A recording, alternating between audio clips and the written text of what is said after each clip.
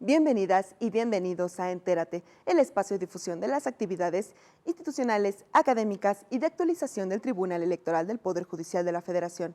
Hoy continuaremos los trabajos realizados en el curso taller Justicia y Litigio Electoral. En esta emisión les presentamos la cuarta parte de la ponencia La protección de los derechos políticos de los pueblos y comunidades indígenas. Ponencia dictada por el maestro Alejandro Morales, profesor e investigador del Centro de Capacitación Judicial Electoral del Tribunal Electoral del Poder Judicial de la Federación. En esta oportunidad se destacó que el Tribunal Electoral ha transitado con paso firme por el camino de garantizar en plenitud los derechos políticos de los pueblos indígenas. De esa manera, ha resuelto diversos casos en torno a la garantía de los derechos políticos electorales de las comunidades indígenas. En el desarrollo de esta ponencia se realizó una ronda de preguntas y respuestas para ir resolviendo las dudas de las y los participantes. Acompáñenos a conocer estas reflexiones de esta ponencia. Comenzamos.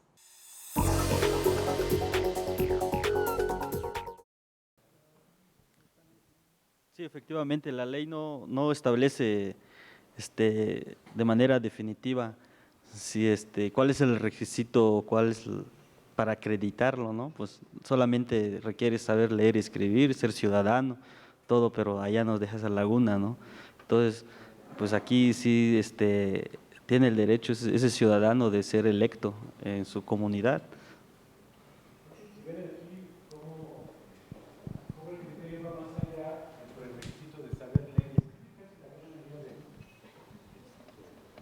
Habría que checar las constituciones y leyes locales, si dentro de los requisitos se establecen de saber leer y escribir. Por ejemplo, en el siglo XIX, con las constituciones centralistas, las siete leyes más orgánicas del 43, además de saber leer y escribir, se establecía que los candidatos tuvieran una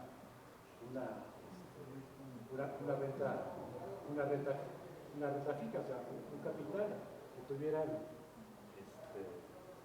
un capital físico para poder contender, estaba prohibido. Sin embargo, vemos aquí que el criterio que plantea la sala nos dice específicamente que, tomando en cuenta que de estar frente a un ciudadano indígena, el conocimiento de saber leer y escribir se puede darse ya sea de forma ordinaria en un centro escolar o autoridad educativa, también puede darse de manera extraordinaria, pues puede desarrollarse a través de la transmisión e intercambio de experiencias y prácticas comunitarias, ya sea en función de sus modelos de autoorganización internos, por sus usos y costumbres, o a partir de la interacción familiar vertical y horizontal. ¿Qué nos está planteando? Gracias. Imagínense que en un municipio sale electo X ciudadano y no sabe leer y escribir. ¿Podemos retomar este criterio? Sí, claro que sí. Entonces aquí tenemos este criterio que emite la Sala Superior, donde nos dice, bueno, en el caso concreto, bueno, habría que ver los otros casos, donde nos dice que no necesariamente tienes que saber leer y escribir, sino que hay otras formas de conocimiento, que es la escuela, la experiencia, etcétera, etcétera. Entonces, ante un caso similar o parecido, podemos invocar este criterio. Entonces, ya no es de que no sabe leer y escribir, ¿no? Este es el criterio que tiene la sala. El siguiente, ¿nos ayudas, por favor? El último párrafo, sí.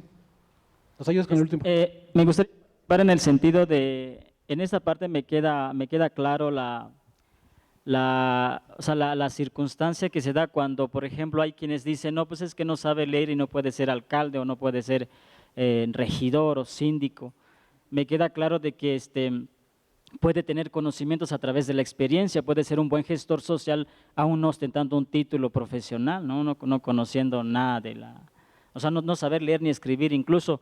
Pero quisiera yo regresar en la anterior porque me parece un poco interesante en cuanto a la edad, la mayoría de edad.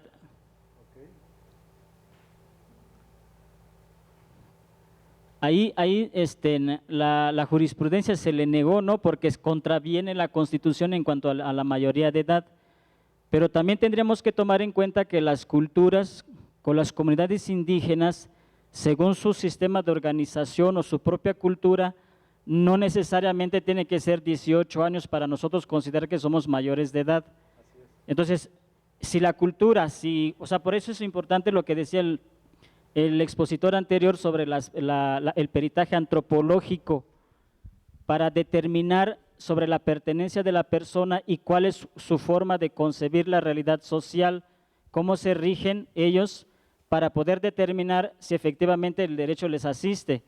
Porque si en su cultura se establece que la mayoría de edad lo tienen ya a partir de 12 o 13 años, entonces está bien, puede participar en la política, aunque contravenga la Constitución, el derecho positivo. Esa es mi opinión.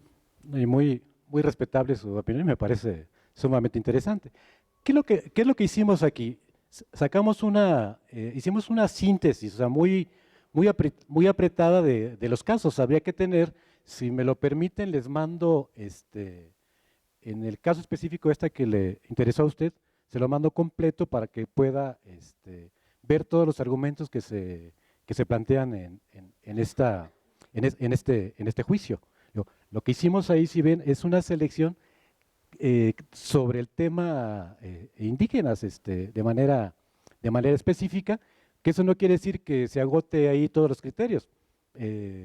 ¿Cuántos más habrá en los últimos días? No lo sabemos, ¿no? Y después de la elección reciente, probablemente hay algunos otros más.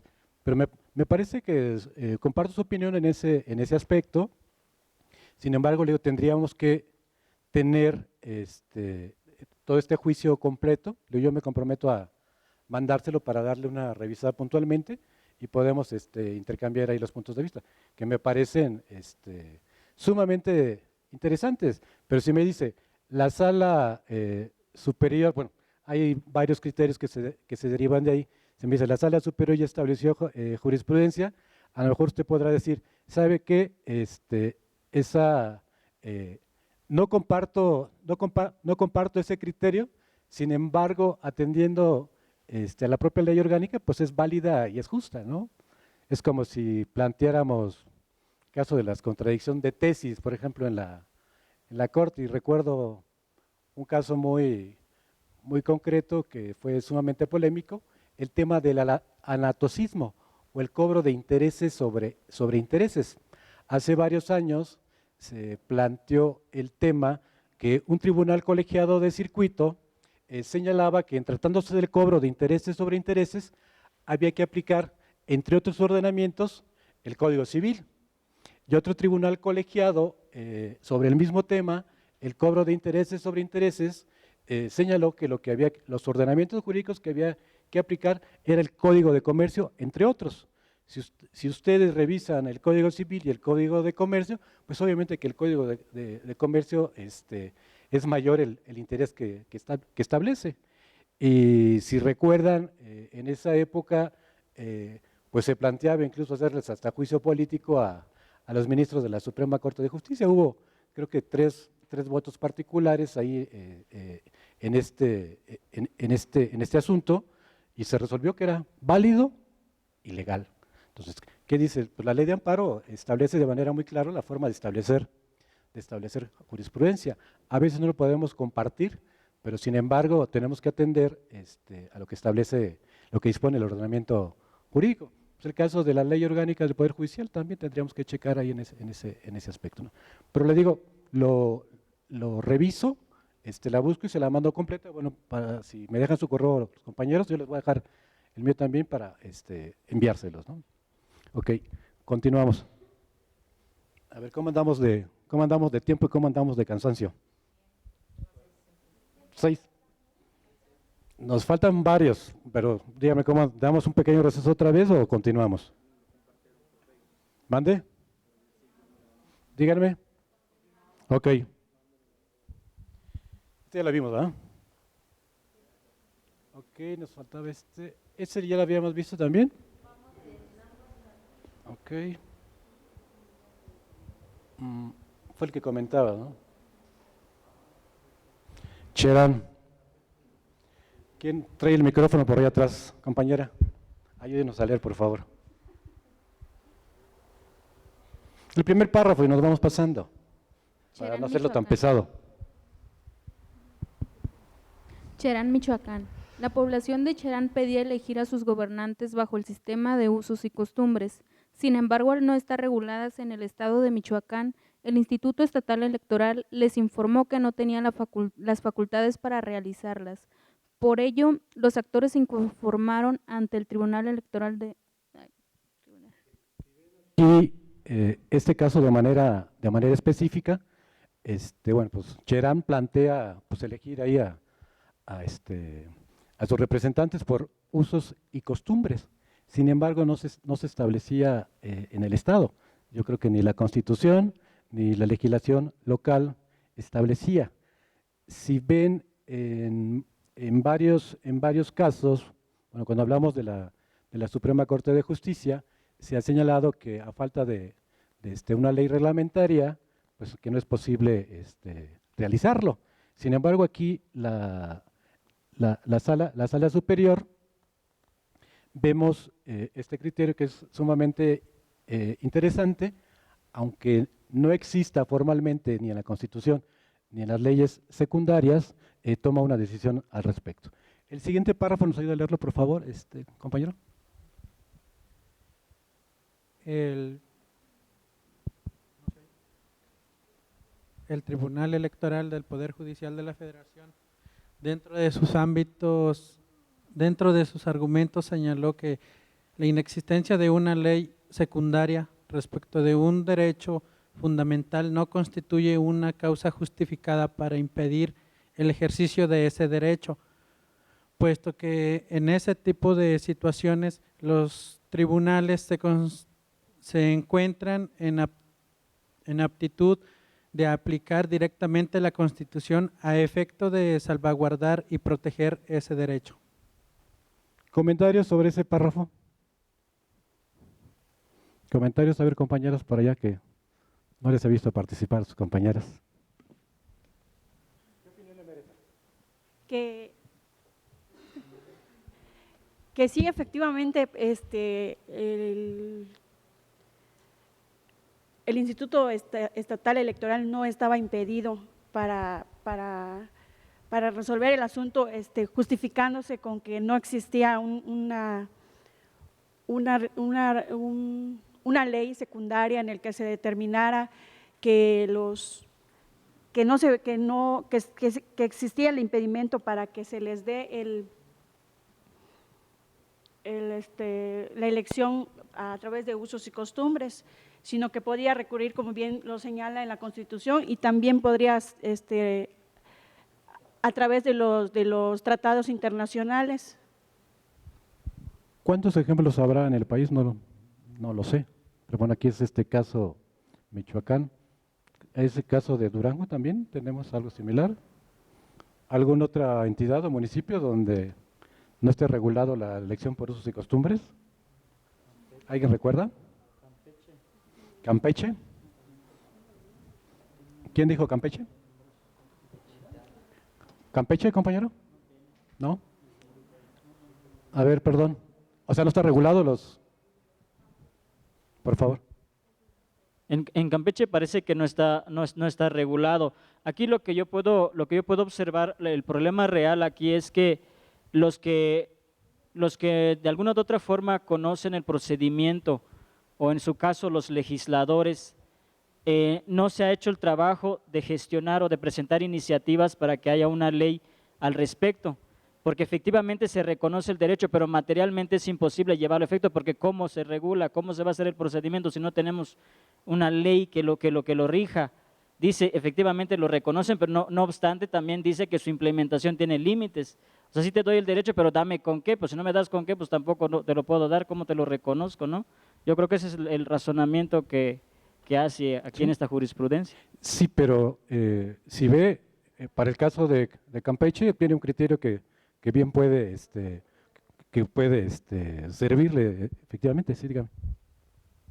En caso de nuestro municipio, bueno, pasaría lo mismo porque no hay una ley que regule la elección de nuestros gobernantes bajo el sistema de usos y costumbres. Mi pregunta sería, por ejemplo, en mi municipio pues ya se rige bajo la ley electoral la elección del presidente municipal. Si las comunidades indígenas que integran nuestro municipio decidieran regresar a elegir a sus gobernantes, bueno, ya sea el presidente municipal, de nuevo con usos y costumbres, ¿se podría? Porque solo así voy a ser presidenta municipal. Va a ser presidente municipal, casi estoy seguro. A ver, aquí tenemos el tema, por ejemplo, el caso de Oaxaca. En el caso de Oaxaca están regulados ambos sistemas, usos y costumbres y el tradicional, que son 570 por usos y costumbres, y a mano alzada, etcétera, etcétera. ¿Cómo están regulados ahí? ¿Cuántos municipios son? Nada más uno.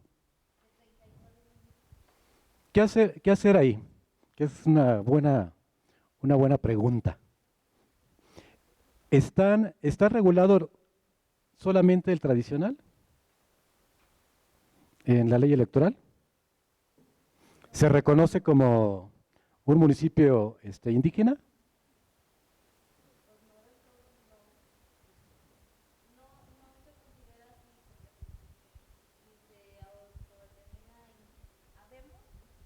Somos más del 80% de población indígena. Entonces, lo que yo me pregunto, siendo mayoría población indígena en nuestro municipio, porque no en el estado, somos minoría, ¿se podría hacer un municipio indígena? O ahí mismo elegir nosotros a nuestros propios gobernantes. Todas somos comunidades indígenas, es mínima la población mestiza. ¿Cómo le hacemos para echarlos? Y hacer nuestro propio municipio y regirnos bajo un sistema ya sea de usos y costumbres o igual de manera institucional, pero que solo sea la población indígena quien tenga el poder en el municipio. A ver, compañeros, ayúdenos a pensar de manera colectiva. ¿Qué harían ustedes? Sí, somos. Pero bueno, coincidimos en el caso como lo plantea. Como lo plantea la compañera, si se tratara de una nueva creación de un municipio, pues tiene a lo mejor sus procedimientos, hay que hacer la gestión. Y en el caso de esto, a lo mejor pues hacer las peticiones para que se regule en esa materia, porque si no están incluidas lo del sistema tradicional, que en este caso es como algo desconocido pues para el municipio, porque es como si fuera otro mundo, porque nuestras propias comunidades sí lo realizamos, pero ya son las autoridades tradicionales, nada más. Vamos ordenando la discusión, está muy interesante el tema, pero sí les damos participación a los demás para que también, yo creo que el tema es sumamente interesante. Su compañero, sus argumentos me parecen razonables. Yo ahorita les doy el mío. A ver, por favor.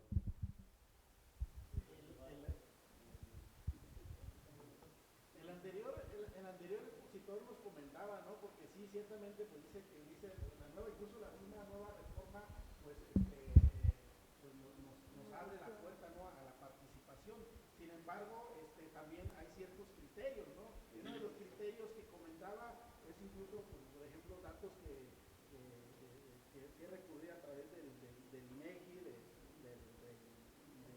de cierto porcentaje, que hablaba del 40% de población indígena. Sí, o sea, y en ese, pues bueno, yo ya estaba muy contento, ¿no? Pero ya cuando dice 40% de población indígena, pues ya como que ya me puse triste, porque yo radico en Baja California. Entonces, pues bueno, esos detalles, ¿no? O sea, del porcentaje o sea, como que no me quedó muy claro, incluso aparte, esa parte, ¿no? De los criterios, pues para la aplicación de esta nueva disposición, pues, ¿no? Entonces, pero sí, ciertamente, ¿no? Por ejemplo, en Baja California, simplemente en lo que es el Valle de San Quintín, pues no sé si ahorita que ha habido un problema ahí muy grande de ¿cómo se llama? De conflicto laboral, los jornaleros, pues en realidad son puros jornaleros indígenas, o sea, dice, ¿de dónde salió tanta gente, no? Y son puras personas de comunidad indígena, son migrantes, pues, ¿no? Pero ya radican allí, pues, ¿no? Y son muchísimos, ¿no? Entonces, pero pues habría que ver, ¿no? ¿Qué porcentaje representan en dicha zona, pues, ¿no? Entonces, ya. Faltarían saber los criterios, pero yo quería comentarle, aún en nuestro estado, bueno, en nuestro municipio, aún elegimos de manera tradicional a lo que es el gobernador tradicional, a jueces de la localidad y hasta una autoridad agraria que es el Comisariado de Bienes Comunales. Fíjese, si esas se reconocen, ¿por qué no regresar a reconocer la de la presidencia municipal? ¿Viene en un ordenamiento jurídico esto? Sí, ahorita se está volviendo a, ¿cómo se dice? Se está modificando nuestro estatuto comunal. Pero, por ejemplo, para gobernador tradicional y comisariado, vota desde el que camina hasta el más viejito. Si usted lleva un bebé caminando, ya cuenta. ¿Ya cuenta? Son usos y costumbres de nuestra estado. Súper interesante. Sí, compañera. A ver, dejamos que participen más, por favor. Le presto el micrófono. Bueno, pues yo te le hago una ahí en propuesta cuestión concreta. de lo que opinaba mi compañera, que realmente todos los estados tienen sus… A ver si dejamos escuchar a su compañera, no sean malitos, por favor.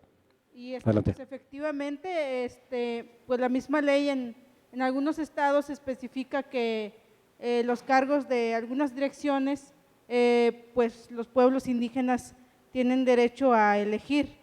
Por ejemplo, en el caso del estado de San Luis Potosí, ahí la Dirección de Asuntos Indígenas, las mismas comunidades indígenas eligen a la persona que va a estar a cargo en esta dirección. Comentaba la compañera que pues quizás no hay una ley donde especifica que el presidente municipal pueda ser de elección de manera tradicional, pero si consideramos que el 80 y tanto % que es de población indígena, creo que también son pasos que nosotros también como personas indígenas podemos exigir.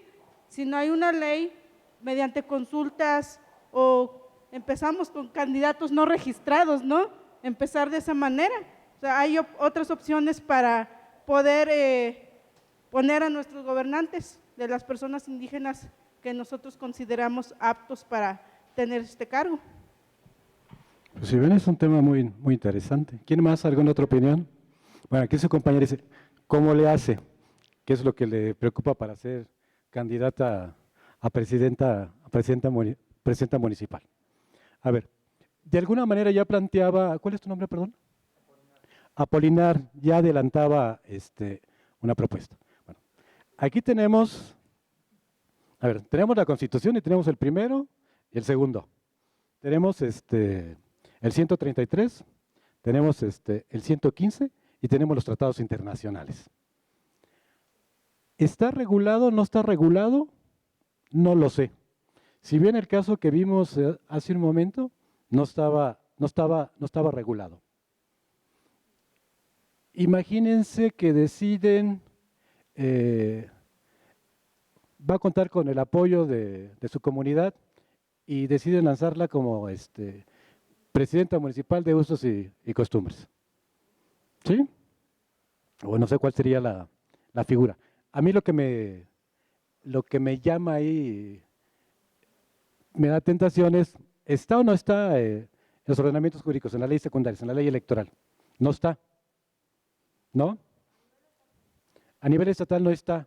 ¿Qué tendría que plantearse? Pues tendría que reformar su constitución, tendría que ser un primer paso, reformar su constitución y derivado de ello sus leyes secundarias.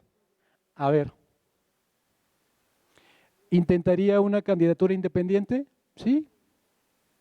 ¿Qué otra figura existe? Si ven, con la reforma político-electoral se estableció, en el caso de las coaliciones, bueno, las coaliciones totales, parciales, flexibles, pero le dejó a los congresos locales otras formas de participación. De hecho, las legislaturas de los estados, en los criterios que ha emitido la Suprema Corte de Justicia, no son competentes para legislar en la materia de coaliciones. O sea, no se ha establecido jurisprudencia, pero ha desestimado esta parte, el tema de las coaliciones que no pueden legislar las legislaturas de los estados.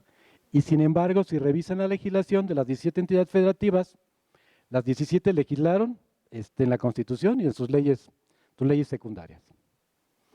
Primer paso, reformar la Constitución local. ¿Qué otras figuras tiene la Constitución local?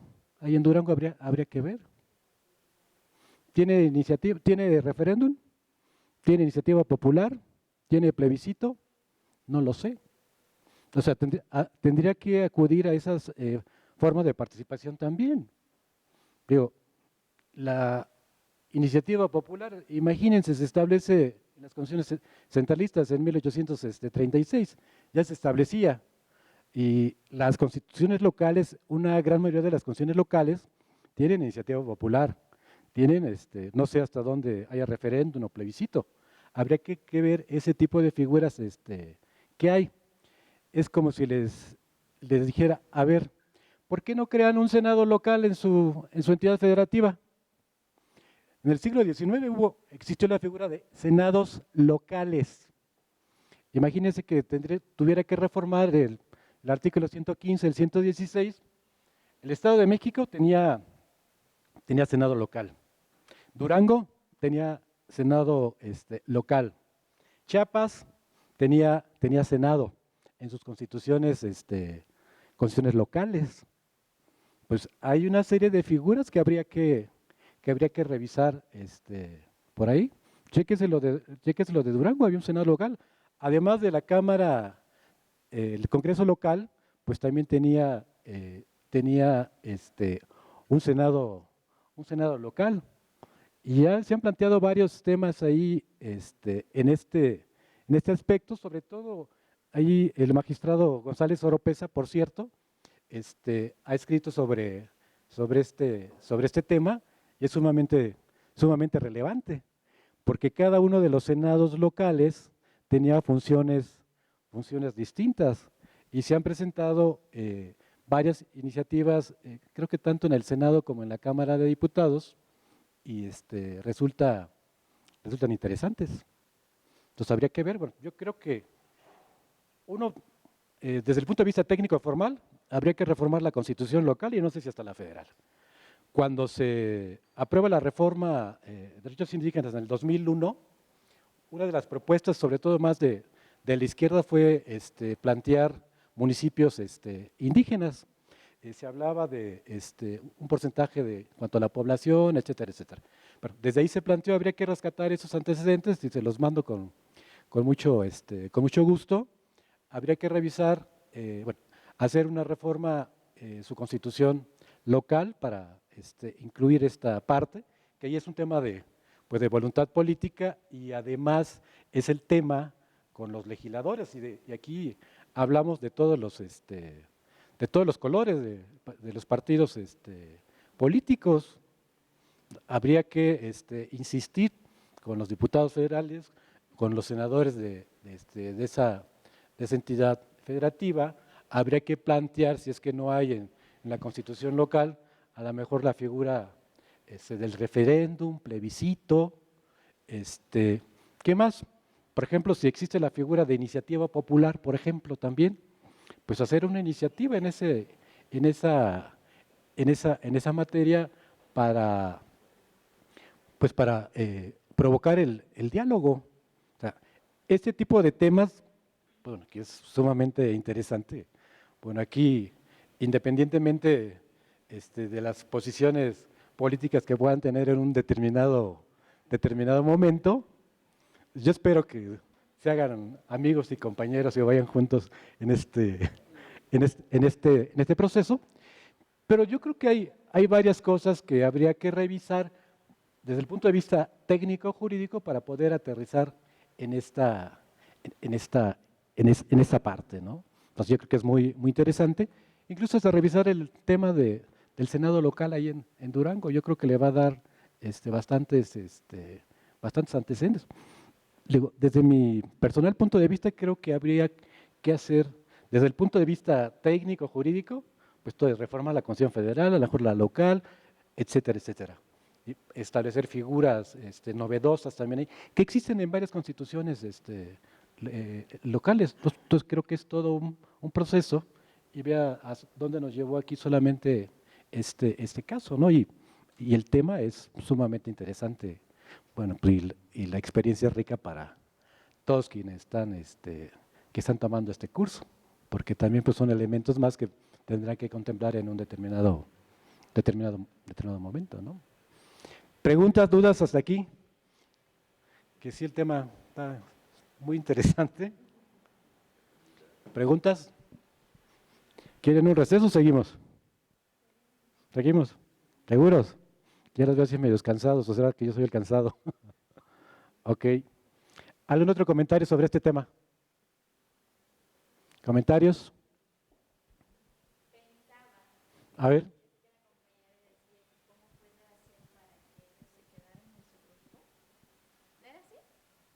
O sea, para que se pudieran constituir ustedes nada más y sacar a los demás, ¿no?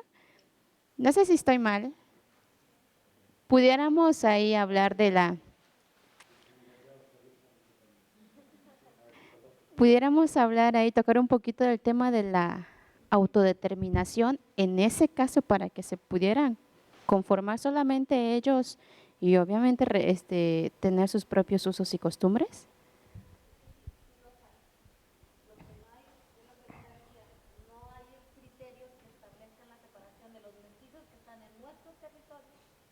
Pero por lo mismo, o sea, pensando en la figura de la libre determinación, Ya está la polémica aquí fuerte. de la autodeterminación. Hay que ser respetuosos de todos, por favor. Pensando en eso, sí es cierto, dicen, no hay criterios para que nos podamos separar, pero existe, bueno, no sé si estoy mal, pero estoy pensando un poquito en eso. A ver, es que aquí el tema es estrictamente constitucional. O sea, mientras no esté regulado los municipios indígenas, a nivel nacional, a nivel local, bueno, puede haber una mayor población indígena donde vive su compañera. La otra sería solamente por usos y costumbres reconocidos plantear una elección. Vimos caso en donde no está establecido en la Constitución y sin embargo la Sala Superior reconoce. Yo tendría eso como un precedente. A ver, tenemos el tema de los partidos políticos también, ¿sí? ¿Cuántos partidos políticos están planteando establecer por usos y costumbres a lo mejor una presencia municipal? ¿Cuántos la apoyan? ¿Cuántos partidos?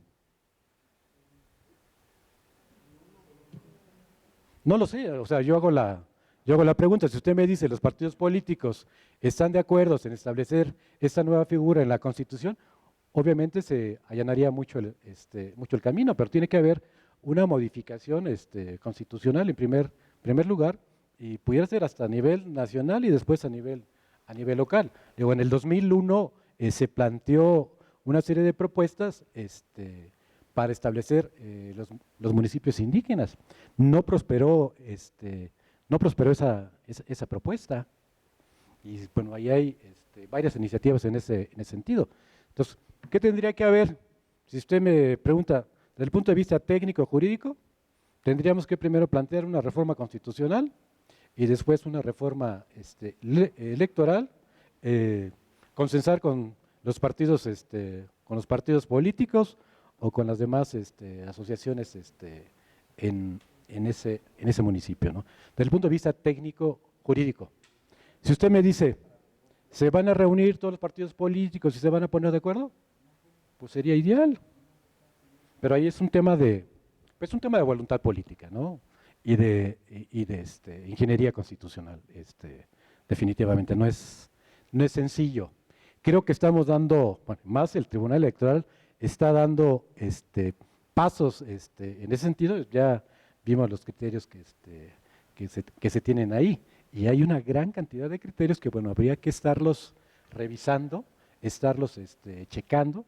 Aquí solamente lo que estamos planteando con ustedes es una síntesis muy apretada de cada uno de los casos. Era un poco lo que me preguntaba el compañero de Campeche. Le digo, ¿sabe qué? Pues nada más hice una síntesis, déjeme checar ese juicio y se lo mando completo para tener todos los elementos. Aquí están la gran mayoría de los casos. Pero obviamente que después de las elecciones vamos a tener más precedentes seguramente, y el tema pues sí es muy polémico. Qué bueno que esto motiva una participación pues de todos y cada uno de ustedes, porque pueden estar, se puede presentar el caso en algunas otras entidades. Entonces, lo primero que hay que hacer es ingeniería constitucional desde el punto de vista técnico, jurídico. Dice, a ver, planteamos la elección con el consenso de, como dice usted, ese 80%. ¿Qué posibilidades tenemos de éxito? No lo sé. Imagínense, a lo mejor si lo reconocen. Bueno, aquí estamos hablando de que hasta podría parar el tema en la Comisión Interamericana y en la Corte Interamericana, ¿no? Porque hay tratados internacionales en esta materia, el 169 específicamente. Sí es interesante el tema, pero si usted me dice, voy a esbozarle el camino que tendrá que seguir para llegar a su cometido, yo le planteo la parte técnica, jurídica, ¿no? Desde el punto de vista formal, y que pues el Tribunal Electoral en términos generales, pues los criterios que tiene son muy de avanzada, y más en el tema de los derechos indígenas. Entonces hay que estar revisando todos y cada uno, ¿no? Pero ya veíamos que sin estar en la Constitución se realizó una elección. En tu caso pudiera ser similar, ¿sí? Pero bueno, habría que verlo. Gracias por acompañarnos en esta emisión de Entérate. Nos vemos en otra oportunidad con más de los trabajos realizados en la quinta parte de la conferencia La protección de los derechos políticos de los pueblos y comunidades indígenas. Soy Roxana Noriega. Hasta la próxima.